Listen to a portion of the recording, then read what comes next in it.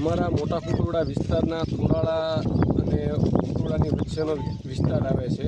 તો ત્યાં અત્યારે દીપડા અને સાવજની ખૂબ રજાડ જોવા મળે છે.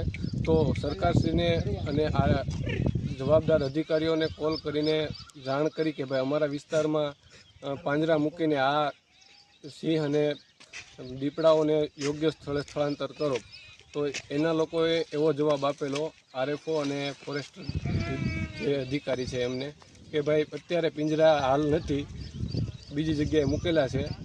અમે યોગ્ય સમયે 2-3 દિવસમાં અહીંયા પિંજરા મૂકીને યોગ્ય જગ્યાએ એને સ્થળાંતર કરીશું. તો અમારી એટલી જ રજૂઆત છે, બને એટલો વહેલા આ પ્રશ્નનું નિરાકરણ સરકારશ્રી લાવે. મારું નામ ગોપાલ જોગરાણા, તાલુકા પંચાયત મહુવા. આ ખુટોડામાં આ વિસ્તાર થોરાળાથી ખુટોડાની વચમાં જે વિસ્તાર આવે છે એમાં દીપડા અને સિંહનો બહુ ત્રાસ વધી ગયેલો છે. રાતે તો આપણે સમજવી કે નહીં, રાતે નીકળીએ કે મારણ ઉપર, દિવસે પણ ગામ લોકોના ઘરના અંદર ઘૂસીને કરવામણી કરે છે. તો એનો યોગ્ય નિકાલ લાવે સરકાર, એ માટે અમે બધા હપીને બધા ખેડૂતો ભેગા થયા છીએ. મારું નામ પુનાભાઈ સોહલા. હવે આ ખેડૂનો બધાનો દેકારો, માલધારીનો દેકારો, પશુ પંખી કાંઈ જનાવર રહેવા દેતા નથી.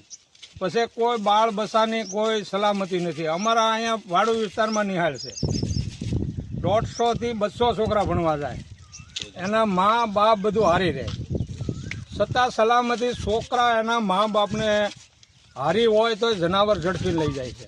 આવા કિસ્સા ઘણા ગામમાં બન્યા છે.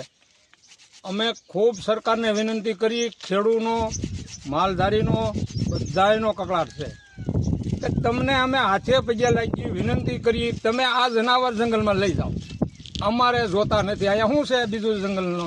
અહીં જંગલ છે, આ વાડી વિસ્તાર છે, અહીંયા બધા રહેણાંક છે. તો તમારે અહીંયા આની શું આવેગ છે? અમારે દાળિયા હોય, કોઈ નાના છોકરા કોઈ ભાગ્યા હોય, તો ખેડૂને કોઈ ભાગ્યા અત્યારે રહેતા નથી આ જનાવરને ત્રાહે. તો આનો નિર્ણય વહેલે ટકે લ્યો.